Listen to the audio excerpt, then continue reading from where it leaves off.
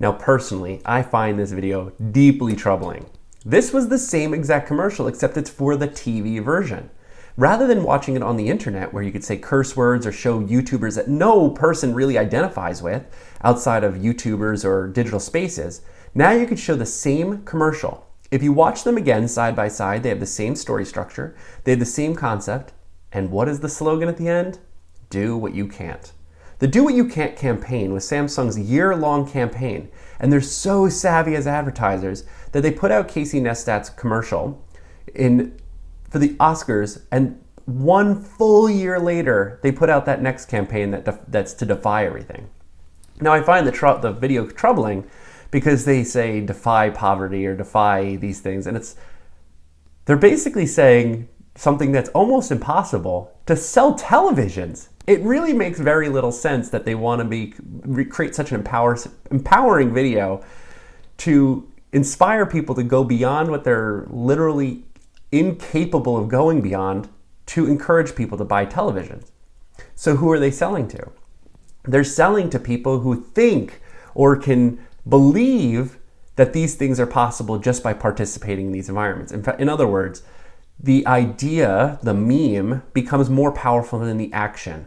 The concept of defiance is more powerful than defiance itself.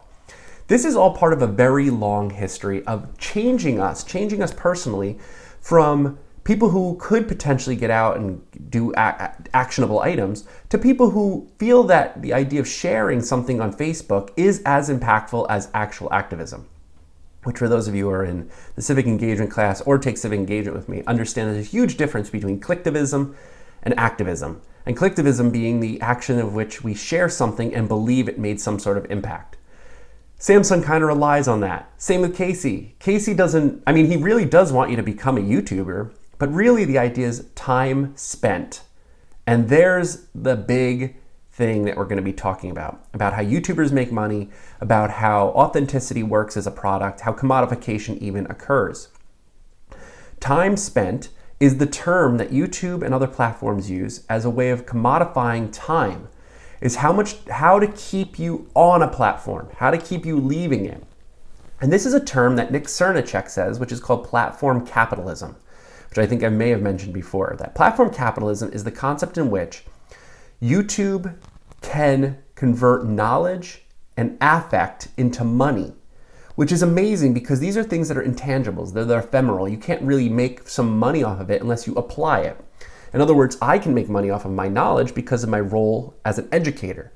But in public, outside of my education sphere, how do you capitalize or commodify that? And the way to do that is create an idea or a concept in which people can participate in and purchase. So that's influence. So you convert the idea of affect, which is feeling, into influence, and people now make purchasing decisions based on that. And here's where I'm going to introduce the algorithm. A very, very complicated topic that we're going to be talking about for several weeks. And the reason it takes several weeks to diagnose is because first I'm going to show it to you with a deep dive with Zeynep Tufekci's talk, We're Creating a Dystopia to Sell Ads. But then we're going to really talk about it in depth of how we are part of the algorithm, how it creates an environment outside of our system. So I think first, Maria actually said at one point, she's like, I'm not even sure what an algorithm is, but I do know it. I hear it, people talking about it all the time. And here you're about to get one of the most rare analogies, a Blue Apron analogy. So you guys know what Blue Apron is. If you don't, Blue Apron is a box. It's like Freshly, one of those things where you basically subscribe to a box of ingredients and it appears at your house and it has like 3 recipes in it and it comes with recipe cards. And when you do it, you could create a meal. And it's basically 3 meals for some amount of money. And it comes all pre-packaged as like just the portion controlled amount of what you're supposed to be making. You have to start thinking of an algorithm as a recipe. That's the best way to think of it. An algorithm is a recipe. It is a set of programming choices that have a very distinct outcome. They kind of can predict the outcome based on these recipes. You don't have to follow the recipe, then therefore the algorithm isn't even working. But the recipe itself is the set of steps that predict what you're going to do next, so it creates an outcome, a recommendation to how to make something work. Now, what if you got the Blue Apron, you get a box and you open it and you have 3 days worth of food, but no recipe cards? Could you get creative and create something completely new? Sure, but that's outside the system in which you subscribed. You subscribed to the algorithm, and therefore it's part of it. By participating on Facebook, YouTube, or TikTok, as you've seen, you automatically are engaged with the algorithm. Now, things we don't know about the algorithm are things that we shouldn't take for granted either. Sometimes we don't realize that the algorithm in which, let's say this, in terms of keeping the Blue Apron analogy, the algorithm can't anticipate what tools you have in your kitchen. They don't know what pots or knives you have. So they have to make it vague enough that you could operate the algorithm without having to be specific. Now, the same thing goes in real life.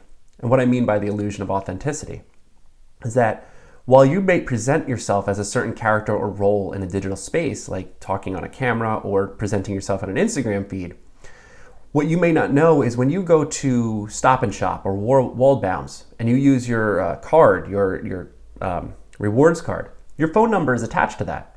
Your phone number is also attached to your platforms. If you use Instagram or Facebook, it knows your phone number. Therefore, Instagram and Facebook know when you're at the supermarket. It also knows what you purchased. It also knows what you're doing.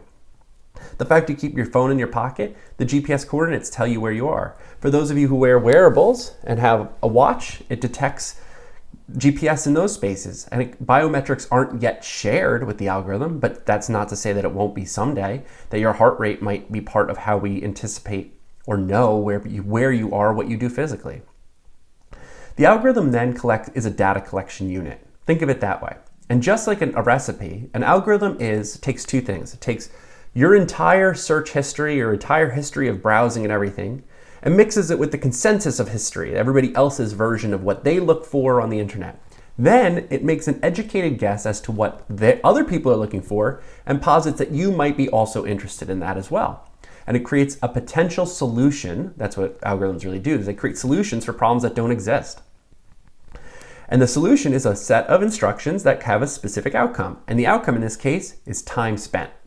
How long you spend on the platform. The longer you spend on the platform, the more money the platform makes, the more data they have about you, the more understanding they realize of what you're doing.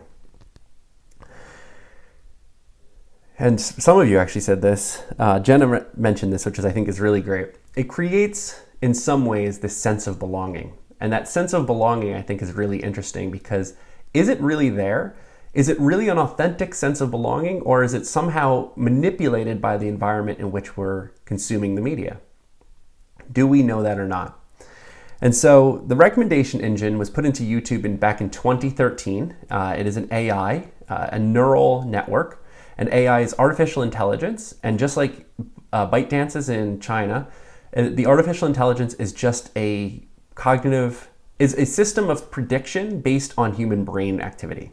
That is, we're not getting into it yet. In a few weeks, maybe next week, we're going to start talking about what neural networks are. So we're not there yet. You will also watch the movie Her at some point, and that is about a neural network that becomes basically sentient.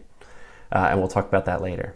But in the meantime, what I really want you to do is watch this next video, which is Zeynep Tufekci's We're Creating a Dystopia Just to Click on Ads. And it's a 20-minute TED Talk. And your response is really going to be wrapped around what you thought about Casey's video, what you think about manipulation, and do you think Zeynep Tufekci's video kind of gives a good explanation of what algorithms are? Is it a good introductory piece? What I'm looking for more on this one is your opinion on what you learned, how you feel about what it is, because what I need to know is how I can go about explaining the algorithm to you. It really is more in depth than it used to be.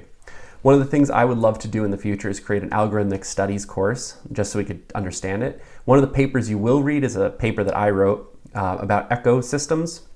It's a term that I use to explain that the algorithm isn't just something that we visit online or have time spent. It's something that works with us and works in our lives at all times, that we're all part of the algorithm as it becomes more. And we should no longer look at the algorithm as a computer program, but rather look at it as a media environment. And we'll get there. So first, like I said, I really just want you to watch this lecture, watch the videos you just saw and the Zeynep's TED Talk, and then in your opinion only, what you believe we need to know more about the algorithm. So until next time, keep spending time online.